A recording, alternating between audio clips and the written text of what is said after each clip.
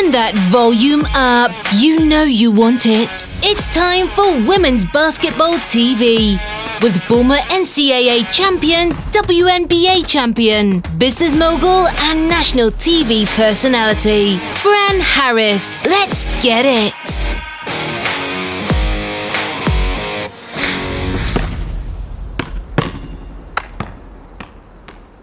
Hey, what's happening, everybody? Hope y'all are having a great Friday. Looking forward to tonight's game. I just had to do a quick interview with Scripps, who's running my interview tomorrow about the Final Four. But let's talk about those brackets and what you anticipated in this Final Four. I'm not going to lie. My Final Four, I've gone on the record. My Final Four in my bracket was Texas, South Carolina, LSU, and Connecticut. Two of them got there, and now this makes it really, really interesting. Let's break down the Final Four as it is. Iowa, South Carolina, Connecticut, and NC State. Let's start with NC State. NC State, who is the team that beat my alma mater, Texas, to get to the Final Four, is a sleeper. Sleeper to everybody who has not been paying attention. I love NC State. If you'll look at some of my earlier videos, I was talking about how Wes Moore, he's one of my favorite coaches, how I thought NC State would be vying for an opportunity to go to the Final Four. I did not think that was going to be at the expense of Texas, but nevertheless, that's how much respect I have for that program. They haven't been to the Final Four since 1998. Chaz Melvin, you guys Google her, has worked in the NBA, has worked in AU, Athletic, what is it called? Athletes Unlimited. Just saw her a couple of weeks ago at the celebrity game. Phenomenal human being, amazing Wolfpack basketball All-American back in the day, 1998, made it with Coach K. Yao, who I played for on 2 or 3 national teams, and also the coach who handed me my walking papers for the Olympic teams when I was the last person coach, the last person cut from the Olympic team. You guys have heard me talk about that. Love you, Coach Yao. Rest in peace. But I'm not gonna forget that. Nevertheless, you know I'm playing. You guys know I'm playing, right? Messing with y'all. But anyway, that is Chastity Melvin, who went to NC State and who went to the Final Four. So NC State, let's break them down. For me, next to South Carolina, one of the most exciting teams to watch from a style standpoint. If you have seen Rivers and her running mate, I can't think of her name, and I don't have my glasses here right now because I'm just going off the dome. But Rivers, Texas never caught up with those guards. I said I was going to break down what happened in the Texas-NC State game, but the reality is Texas had a hard time staying up, catching up, keeping up with the guards and the play of NC State. NC State was on fire, and Texas got out to a poor start. So did NC State, for that matter. But I think there was an opportunity for Texas to go, okay, let's pull it together, and then to win that game. Even they made some adjustments. Coach Vic Schaefer made some adjustments during that game, went to a zone, gave NC State some problems. But NC State was just too tough, too early, and Texas never caught up. Now, NC State's ability to north-south you to death, will they be able to do that with South Carolina? When I say north-south you, I mean get up and down the court, 94 feet. Most of the time I watch the Texas game, I was like this the whole time, just looking because they were so fast. And so athletic and so skilled. Let's not forget, people always talk about, oh, they're such great athletes. And so skilled. The moves that they were making, putting the ball on the deck, getting to the hole, getting by the Texas's defense, the moves they were making, the skill level of 7 or 8 of their players, incredible, phenomenal. So NC State earned that spot. It was not just a bad day for Texas. NC State went in and bopped Texas on the head and got to the Final Four. Let's call a thing a thing.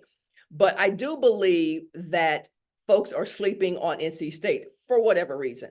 Folks are thinking that this is a shoe-in for South Carolina, that's going to be an easy game. But we do know, we've all witnessed this season, even though South Carolina has not lost a game since they lost to Iowa in last year's Final Four, we do know that every team has vulnerabilities. Every team can be beaten. Any team can be beaten at any moment. And we saw that in the regional tournament, right? We saw that with Iowa and LSU, which was a great matchup. So I look at NC State and I think what NC State will have to do to beat South Carolina, it will be a long shot, but it's absolutely possible. What they'll have to do to beat South Carolina. Number one, people don't usually start with Cardoso, but that's where you need to start. She's going to the WNBA, but right now she's vying for that championship before she goes to the W. You need to start with your plan for Cardoso. I don't understand teams who play behind great post players. I do not get that one bit. So I do not look for NC State to, if they start playing behind her, I do not look for them to stick with that defense because it's ridiculous. The best defense is not letting somebody get the basketball. So I see NC State doing a combination of probably trapping man, 2-3, or various zones that they'll use. But I guarantee you what they will not do is allow Cardoso to just get the ball and live with whatever happens after she gets the ball. So number one, you've got to contain Cardoso, but you've got to make it more difficult for her to get the basketball. Number two, you have to decide what you're going to give the perimeter players of South Carolina. We know that the reason Dawn brought in Pow Pow, the reason some of the other players have gotten better as three-point shooters is that last year, that is the one kryptonite that Iowa felt South Carolina had. They had all the pieces. South Carolina, Lisa Blue, the coach there, they got all the pieces. They're so good, it's difficult to figure out what their kryptonite is, what their weaknesses are. But they did it last year. They figured out. If South Carolina has any weaknesses, any deficiencies, it's outside shooting. And not just outside shooting 15-footers, it's the three-pointer. So they made them shoot three-pointers last year. Y'all watch that? They made them shoot three-pointers last year. As we fast forward to South Carolina for this game tonight, it's like they fixed that. Pow Pow, Bree, they fixed it. Raven, they fixed it and added 3 or 4 more pieces and got some people on the bench who can come in and do just as much damage. South Carolina has no deficiencies. The only deficiency that they have is the deficiency that everybody playing in the Final Four has, and that is you haven't won the game that you're going to be playing tonight. And what I mean by that is this. The pressure of the Final Four is evident. I don't care even if you're a favorite. Been there, done that. Even when you're a favorite, there's still pressure. Okay, for those of y'all who are new to my channel, played at the University of Texas, won the NCAA's first undefeated women's basketball championship in 1986, 34-0, and there was still pressure. Every single game, there was pressure. There's pressure. The pressure that's on South Carolina is very different than it is for everybody else. The pressure for South Carolina is that they are supposed to do it. The pressure for NC State is that nobody expects them to do it. Now, some people may say, well, that means there's no pressure. No, there is pressure. They want to win as much as South Carolina wants to. They're not going in there and say, hey, we just hope we play a good game against South Carolina. Nobody's saying that. Everybody has pressure, even though that pressure looks different for each team. So for South Carolina, the big challenge tonight is just being who they are. You've heard Dawn Staley say, when we are who we are, silly, crazy, irreverent, we play better. Coaches have pressure. I've looked at Dawn Staley during games and I'm like, she's feeling it. That game before, I can't remember which game it was, that they got very close to being beaten right before regionals. Dawn Staley was feeling it. She was feeling it. There's nothing wrong with feeling it. I think it's interesting when fans who have never played in a Final Four or won a national championship think that their coaches don't feel pressure or think that their players don't feel pressure. Everybody feels pressure. It's what you do with that pressure in that game. So South Carolina, no discernible weaknesses except for the one, and that is you're expected to do it. So the pressure of being the favorite is still there. Let's go to, I'm going to end up with Iowa. Let's go to Connecticut. I picked them to be in my Final Four. So why did I pick them to be in my Final Four? And how did they get to the Final Four? I picked them to be in the Final Four because they know how to get there. History of knowing how to get there. Well, you say, these players haven't been there. It doesn't matter. When you have a culture that knows how to get there, it's easier to get there. And this team is different because they've been able to band together around injury. They've been able to, and that's a very powerful elixir. They've been able to band around the injuries, losing Fudd, losing whoever else they lost, right? You look on the bench, they have almost as many players not playing as they do playing. That is a powerful unifier. So they've been sticking together. They banded together. They got together. They found a way to love Gino, who I think, by the way, has mellowed a little bit, right? People used to say the same things about Gino that y'all are saying about Kim Mulkey. Y'all remember that? Oh, y'all forgotten that? Now he's mellowed a little bit. You can tell the way he interacts with the players. You can tell the way players feel about their coaches by the way they interact with them. So Gino Auriemma has changed a little bit. He shifted a little bit. I think the culture of women's basketball and sports in general, they've changed him a little bit. You know, I know players who play for Gino, and the things he said to them, wow. That's all I can say about it. Wow. But this team is different. They banded together. They've circled around. They're calling him Grandpa. Come on, y'all.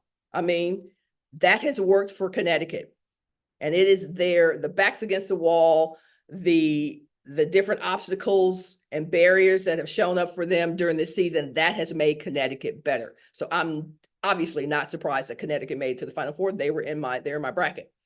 Finally, last but certainly not least, Iowa.